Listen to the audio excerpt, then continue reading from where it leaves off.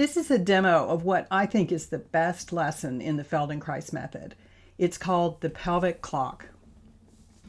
We start out taking the tailbone towards and away from the floor, and we feel how that movement moves through us in the spine and the head.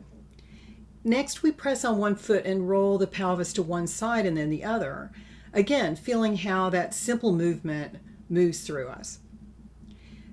The beauty of this lesson is when we draw a clock face on the pelvis and see how we can take the pelvis in small arcs around the clock, eventually growing to the whole circle, both clockwise and counterclockwise. But we're also feeling how this movement of the clock in the pelvis reflects in the movement of the head. It's not only freeing up the movement of the pelvis in this lesson that's so impactful to our ability to move freely, but the connection of that movement to the head through the spine. Finally, we take the pelvis in circles in some different positions, which allows the brain to refine its map of the connections from the pelvis to the rest of the body even more.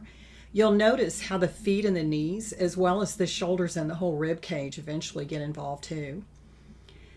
I may be able to do this lesson pretty well now, but at first I couldn't at all. My circles were not round and the movements were not smooth.